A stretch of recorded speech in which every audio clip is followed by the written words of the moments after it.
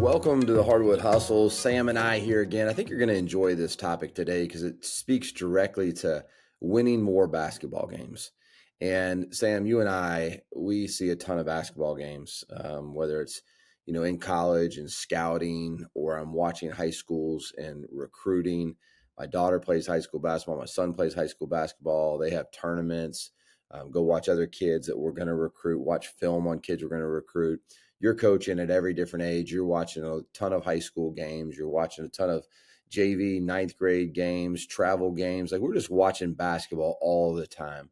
And so I was thinking in general, like, what kind of things are happening? And again, a lot of coaches are really good at these and some other coaches struggle at these, but what are things that are happening that could be changed that would help lead to more winning?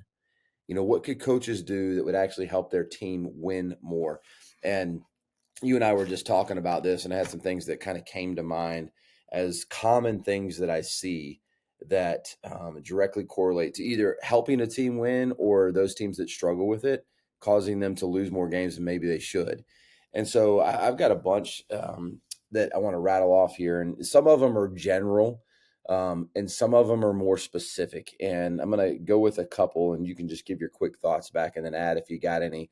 But these are things, coaches, we think could help your team win more. So, Sam, I got two here to start that I think people overlook. I think so many times we just get looked to coaching basketball, and like at PGC Coaching, we talk about this all the time. And we say that a team that underachieves is typically a team that lacks some effort and some chemistry. Most of the time, if your team is really connected and they play really hard, you're just going to either achieve what you can or possibly overachieve. And if you can't do those things, if you can't play with good effort and you can't play together, you're going to struggle. You're going to lose some games that you shouldn't, even if you're very, very talented.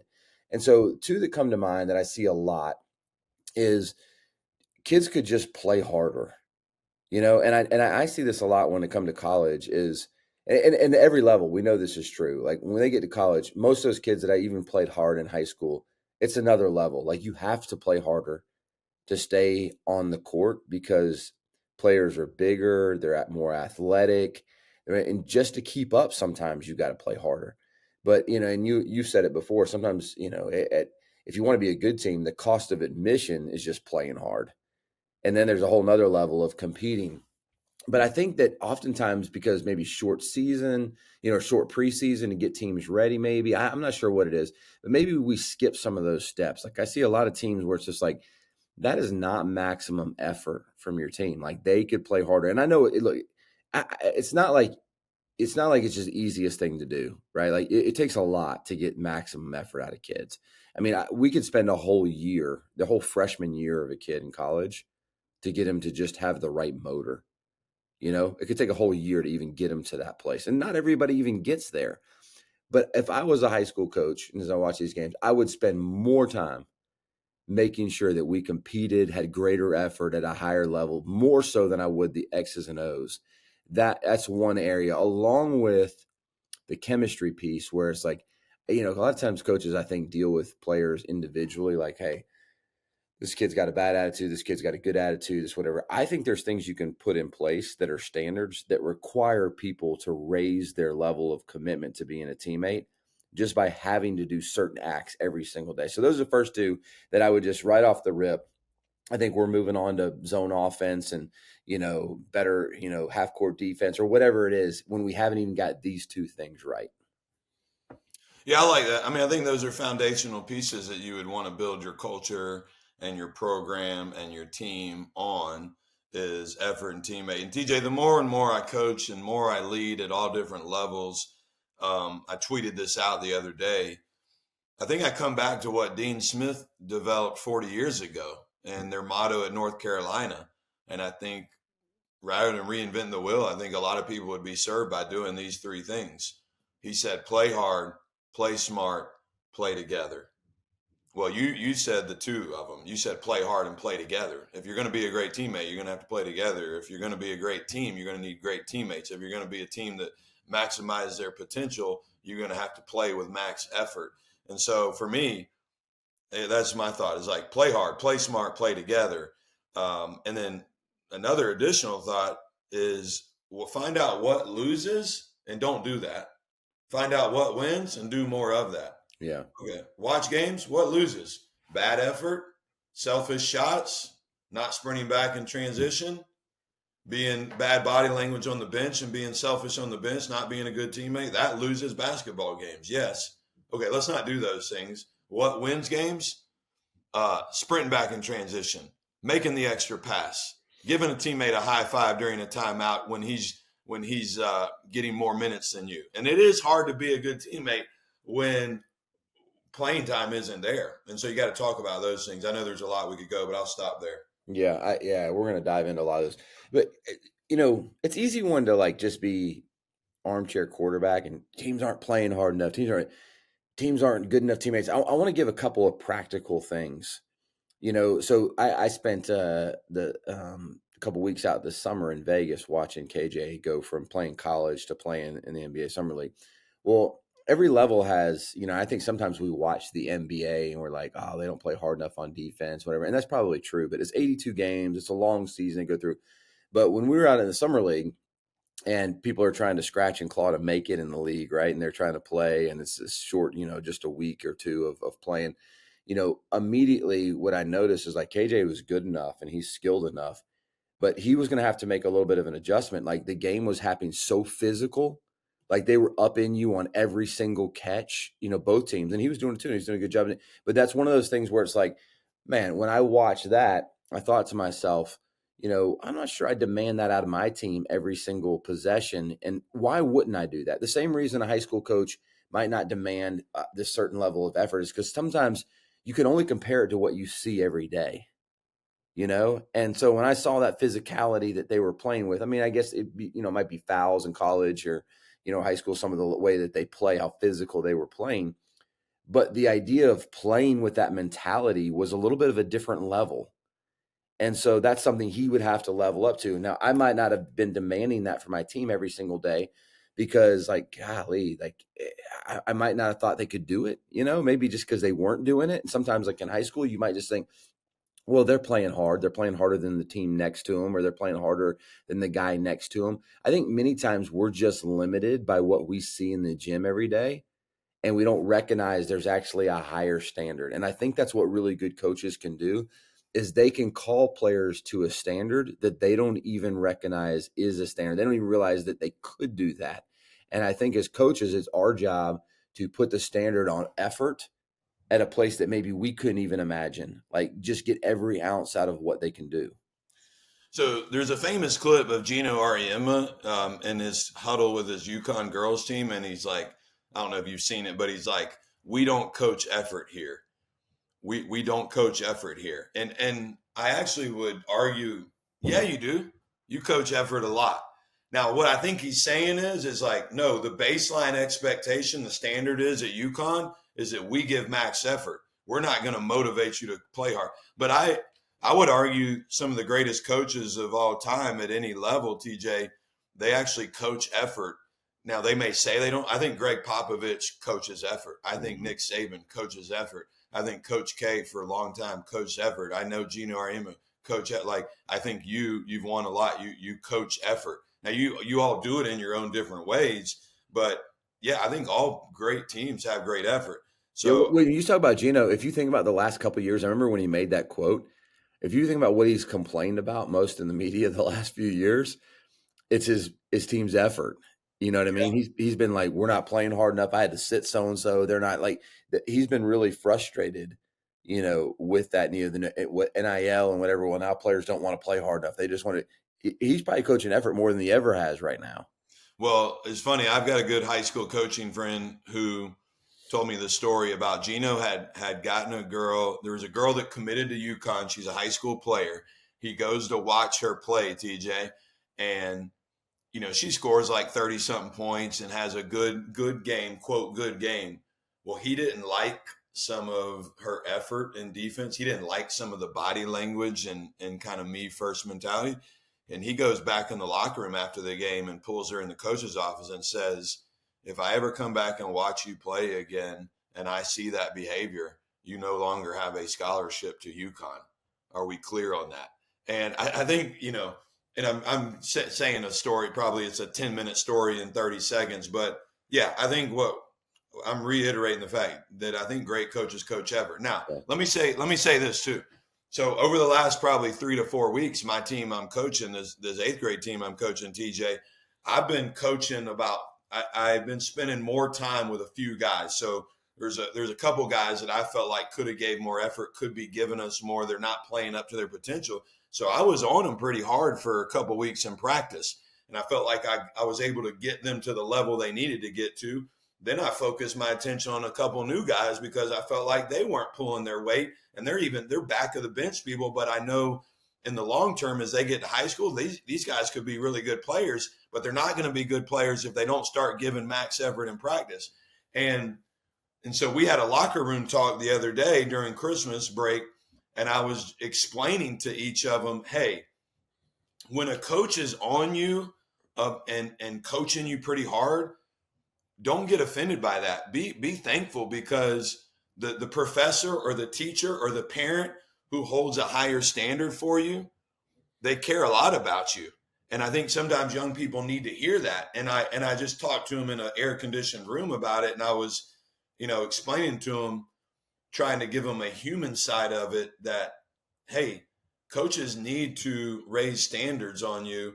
But I think, TJ, my point here is, I think coaches have to explain that to kids, because if you sometimes just ride a kid and you don't give them a little context or pull them to the side and check in on them and how they're doing, you might lose that kid. Mm-hmm. Yeah. Yeah. That's a whole nother conversation, is how you get them to play hard. Like I'll just add this to one of the mistakes I think that happens is, I think that coaches aren't spending enough time equipping themselves in leadership to be able to figure out how to get people to do that. Like what is the way? One of the common things that I'm seeing a lot right now is it becomes emotional and becomes personal. And I think a lot of times, if you think about it, like the standard is the standard, right? Like you've heard that before. Everybody, standard is the standard. And, you know, really simply, like I'll give an example. The other day we were in practice, and one of our red shirt guys turns the ball over and walks back, you know? And so I just called him over, and it wasn't it wasn't much. I said, listen, I think you've been here long enough to already know that's not what we do. And I said, why don't you just get on the line over there? And he ran a little bit, then he threw up, and he ran a little bit more. And he got back in there. And told him, I said, it's not personal. You're just not going to have a chance to play until you meet the standard. And it wasn't emotional. It was just like, look, now there's a price to pay. There's accountability. Like if you want to make those mistakes, and I'm going to help you to learn that lesson, because discipline is something that we need. But I think a lot of times when I see it, it becomes this emotional thing where we actually haven't taught players how to do these little things, like whether it's to play harder, to be a great teammate. On to my next one, which we talk about teammate, was like, here's one that, you've heard me talk about before, but like when players come out of the game, high fives above the shoulder from the coach and the players on down the line, above the shoulder. And why do I say that? Because I can't tell you how many times I've seen over the break, like people get pissed off at players. Oh, you're doing this. Oh, you're trying to show me up here. And it becomes this emotional battle. Just set the standard. Like, look, win, lose, or draw, it's above the shoulder. Like I'm for you, you're for me. We might not disagree. We might disagree on what's going on right now, but like up here, and everybody does that up here. We go through. And then if you want to put your hand down below your waist and give me the back of your hand, you were below the standard. There's consequences for that. But a lot of times it's like, well, I gave you 5. I did it. And people start arguing and going back and forth. That's emotional. Like there's not this certain understanding or standard. And oftentimes when you allow, and you might not know going into the season, but when you allow a lot of things to happen in the gray area, it's going to be very frustrating to your players, and it's going to be very frustrating to you. You have to eliminate the gray area, and the standards need to be black and white. Okay. Tell me if you agree with this statement. A coach who is frustrated all the time is going to have a team that's frustrated all the time. You agree with that statement? Yeah, for sure. So that means, like, if you're a coach listening and you are frustrated with your team and you're coaching with a lot of frustration in practice and games, and let me be careful. Like, I'll raise my hand. I go through moments in the season where I'm frustrated. Now, I can't live in that for weeks, but I might go through a 2 to 3 day span where I'll coach with some frustration. I don't want to live much longer in that, but that can be a good thing. But when you coach with frustration, your players are going to be frustrated. So how do we not coach in frustration? As a young coach, TJ, I didn't understand how to hold a standard. I understood how to communicate my frustration and say the same thing over and over. We're not playing hard. We don't have passion. We're not good teammates. Okay, well, coach, great coaching. Well, how do we do that? Mm-hmm. Like you said, the scoreboard doesn't have feelings. The game, the competitiveness doesn't have feelings. So, hey, John, was that your best effort in defensive transition? No, coach. Well, what's our standard? Coach, is to sprint back. Okay, well, we're going to get on the line now and do a quick up and down. And do you understand when we come back what the expectation is? So, I mean, it's just like, what is it? Hold the line, do it over. Yeah. Not continue to coach with frustration. And I'll say this: I think the game right now is being held hostage. I think where players are transferring when it doesn't go their way, when NIL, all these just different things. High school, doesn't matter, whatever.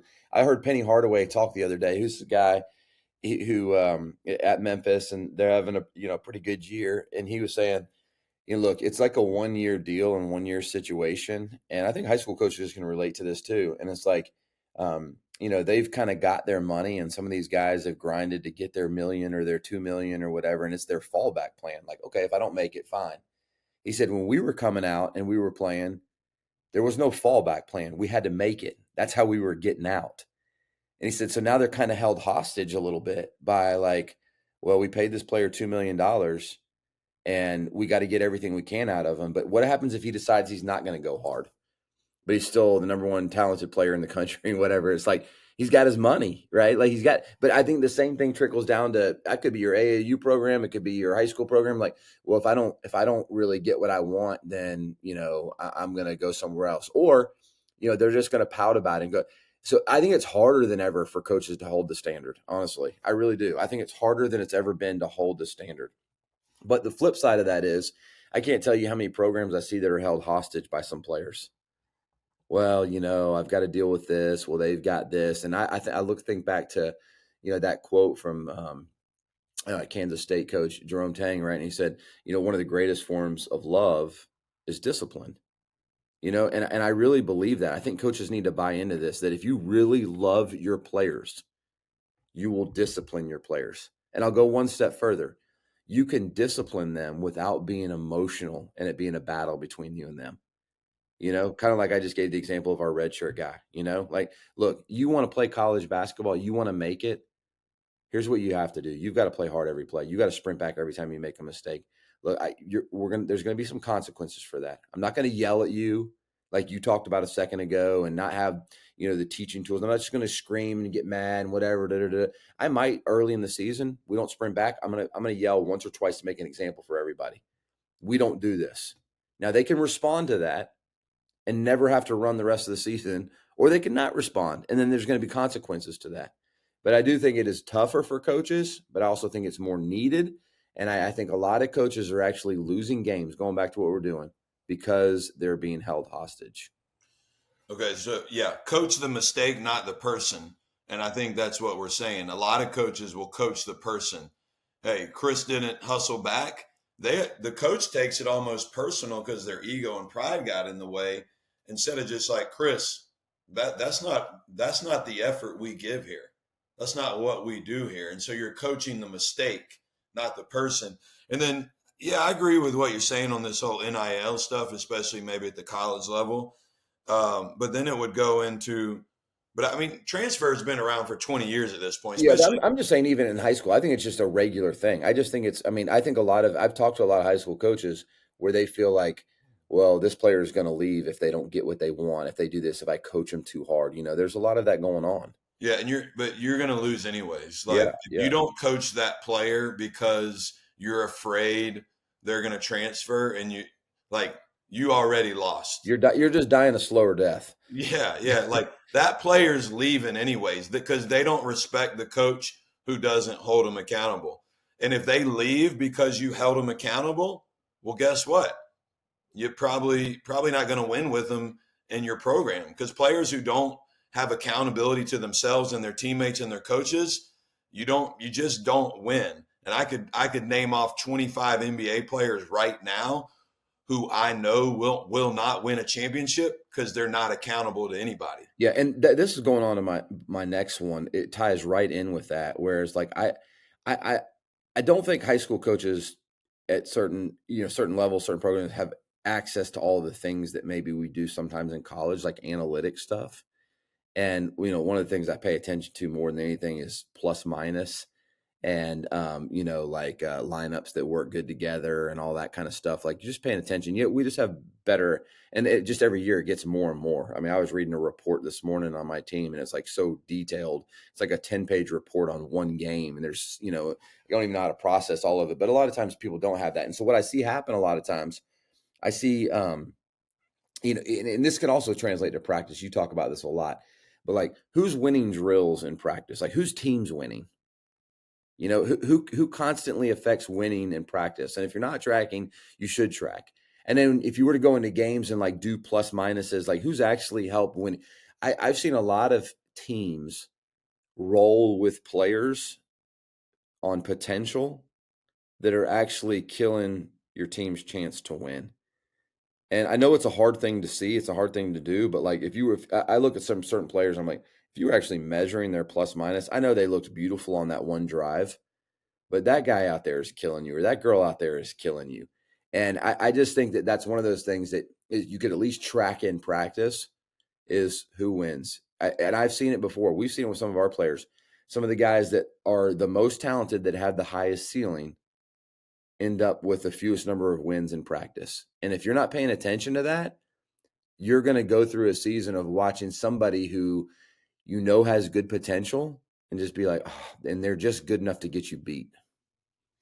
I could not agree more. There's a young man I coached the last 3 years who's now a freshman in high school, TJ. And I know this kid like the back of my hand because I've coached him for so long. And he averaged maybe 2 to 4 points a game when I coached him. But you know what he did? He won every loose ball. He probably saved us 4 to 6 points in defensive transition because he sprinted back, he walled up, he made a guy miss a layup. We secure the rebound. He took on the other team's best player and oftentimes shut him down.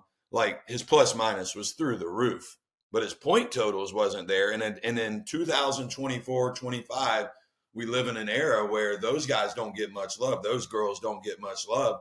And then I watched him go to high school, and they had him coming off the bench and playing like pretty average minutes.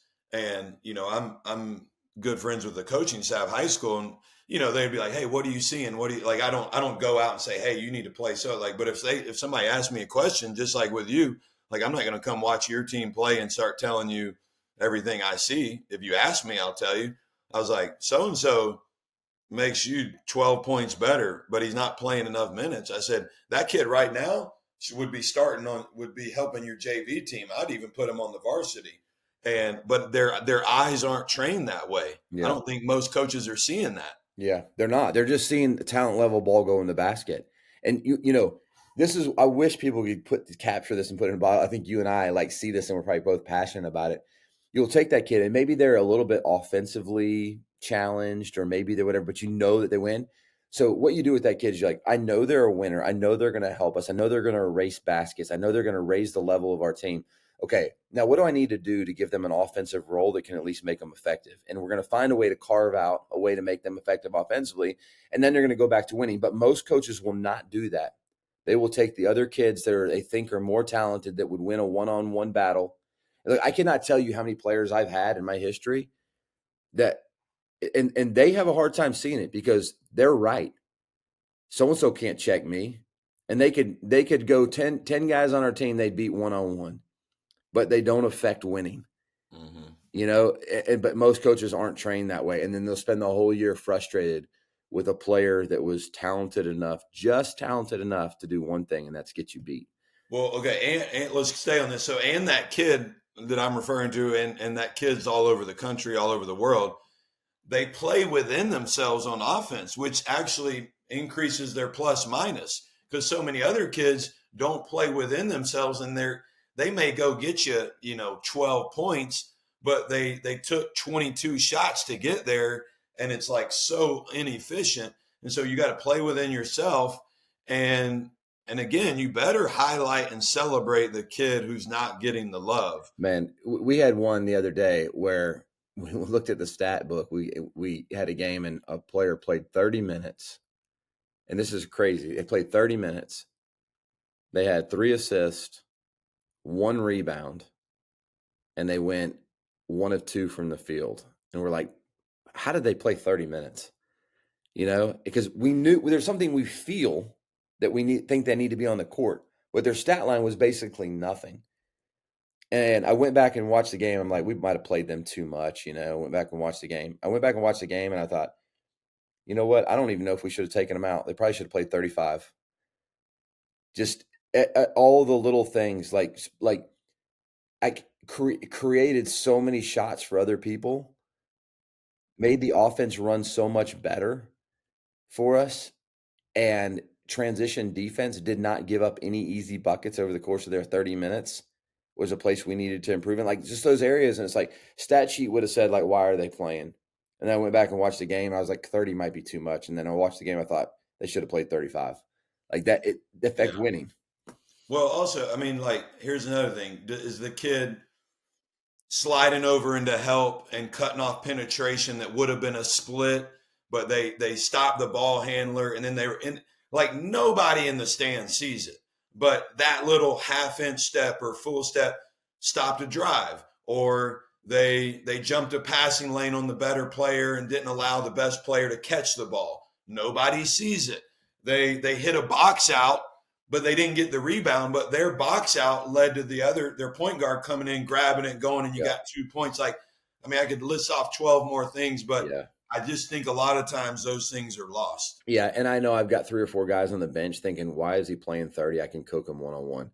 Like I know, and that's it. But that's where I think, and I'm not tooting my own horn, but we've won near 500 college basketball games, making decisions with guys like that, knowing that they're the best for the team. You know that old quote: "It might not be the best on the team, but are they best for the team?" And I think more high school coaches, more youth coaches, whatever, should be looking for the people that actually affect winning the most.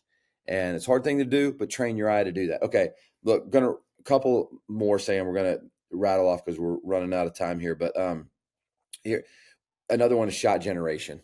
I think as a coach, you should be paying attention to, can I generate easier shots for my team? You need to help them. You need to help them generate some easier shots. They may be shooting a lot. Basically, you watch them on film, they're shooting a lot of tough ones. They're not inside out. They're not at the rim. You should constantly be thinking, how can I put them in places to generate better shots for them? That's one. 2 is, we talk about this all the time. You know how passionate I am about this one. You have to help them to understand shot selection. What is a good shot and what is a bad shot? And we have a whole other episode on that. We have a whole course on that in PGC Coaching. But, we have a rating system that we teach, and it's, only odd numbers, 9, 7, 5, 3, 1. And, we're hunting 7s, which is in range, in rhythm, with room. Those are the 3 things. How many of those shots are we getting? And most of the time, the most common shot in basketball is a 5, which is one of those 3 things isn't there. So you can see a kid who's got 3-point range, and they catch the ball in rhythm, but they're crowded. Even Klay Thompson in his prime shot 31% from the 3-point line. I tell my team this 25 times a year. Even Klay Thompson in his prime, one of the best shooters, shot 31% with somebody within 4 to 5 feet of him. Contested shot. So why would any of you think that you're going to shoot a higher percentage than that? We have to figure out how to generate open shots, not just, I can make that sometimes. And so you got to help them to understand shot selection. So I think shot generation was something you should always be thinking about, and helping them to understand great shot selection, I think, are really, really important things. I can't tell you how many times I go to a game and 80% of the shots are not great shots, in a good defended game, I should say. And that's a very common thing that creates losing. Yeah, 3 things on your 2 points is, when I first, I had been coaching college, TJ, for about 10 years before I was introduced to Dick DeVinzio's shot selection chart, which I was like, man, this is amazing. Like we talked about, hey, we got to get great shots, but we didn't have a very tangible, specific way of teaching it. So I love the shot selection chart. It's huge. Two, it's easier for me. I don't know about for you. I got to think most coaches can resonate with what I'm about to say. I can teach shot selection a lot easier than shot generation. Shot selection is pretty black and white. The shot generation requires me to think about what's the offense we run, what type of players am I coaching, how do I put them in their sweet spots. And this takes you got to study film, you got to watch and practice, you got to try concepts and different things. Like for me, I feel like I could get better at shot generation within our offense because my team, you could walk into my practice right now, and I think every one of our players can tell you what a good shot is or what a great shot is. And then the third thing is, again, to steal or borrow from Dick DeVinzio, is that he would say most games are won and lost in the 5 range, right? So go watch blue team play white team. White team took 20 shots that were 5s so, and the other team took only 5 of those shots. Well, who's going to win? We don't even know where the ball went in. The team that took less average shots. Yeah, for sure. And, helping with shot generation, I think is coupled with understanding what good shots are, shot selection. And one of the things the other day we played a game, this is a lot of points. We scored 14 points off a new action, like kind of secondary we put in or whatever. And, our coaches were like, man, I love that. How did you come up with that? And it was really simple. I went and sat down with a piece of paper and I wrote down my 5 starters and I wrote down the best place to get them the ball. Where do they score the ball the best from, right? And we designed a way to start secondary that our best player was the first option in their best spot. The second player, and all 5 players over the course of this action got a look from their best spot. And that's how we just generated the action to start the thing. Is it, okay, you've got the ball right here on the left block. Okay, you've got a top of the key 3, may not be open. You've got a slot drive. You've got to, and just put them in places where they could be successful. And I think anytime you're going to create offense, you want to think about where do my players need to be. I use this term, but I always I want to get the map right. I want to put people on the map in the places that they're going to be successful when I'm thinking about offense. Listen, okay, one last one, Sam, and we'll finish up here. I'm gonna go with substitutions, and I've got this is where I think some games are often lost. One, my dad used to always say this, and I can't remember, somebody else had a quote about this. My dad used to chart our games. He was a high school coach, and he'd be like, "You need so and so on the floor this much more. You need so and so on the floor this much more, and your best players need to be on the floor more." Is basically what he was saying. And he was challenging me because I was probably getting a little soft playing certain people, and when I say best players, I'm talking about the players that affect winning the most. Those are the players that need to be on the floor the most. So that's one. And then 2, paying attention to who's on the floor substitution wise. For example, you might have a player. I'm watching this happen in a particular game quite often. You might have a player that doesn't look good because you put them in there with the wrong people. For instance, there's a really good ball handler on a team and they can break the press or do whatever. And that other player is really great on the wing and they're going to get knocked down shots. They're going to do all this stuff. But then all of a sudden you sub out 2 ball handlers, your 2 best ball handlers, and you put these other people on the floor, and then they look bad because they're turning it over a bunch. But they're really effective in another situation. And that's what it could be any situation. I just gave one idea. But do you have players on the floor where there's enough balance to make sure, and I see this happen a lot when it's if you're going to take your top 3 guards out and sub your next 3 guards in, did you just go to your 4th, 5th, and 6th best ball handler? Mm-hmm. And so just paying attention, maybe just okay, I'm going to take my 2nd and 3rd best ones out, but I'm going to leave my 1st one in. And then when I take my 1st one out, I'm going to put my 2nd and 3rd back in. So I'm just balancing ball handling. But that could be rebounding. That could be any shooting. It could be whatever. But I think a lot of times we just kind of sub according to tired and whatever. But a lot of times games are lost on runs, an 8-0 run, a 7-0 run, a 10-0 run. And it can easily happen when you don't pay attention to substitutions. Yeah, do you complement each other? You know, inside our PGC coaching membership, TJ, I don't know if you saw this. There's like 2 or 3 days ago in our Facebook group, a high school coach asked a question about substitutions, and Dave, who's he's a Division I assistant, he jumped in there.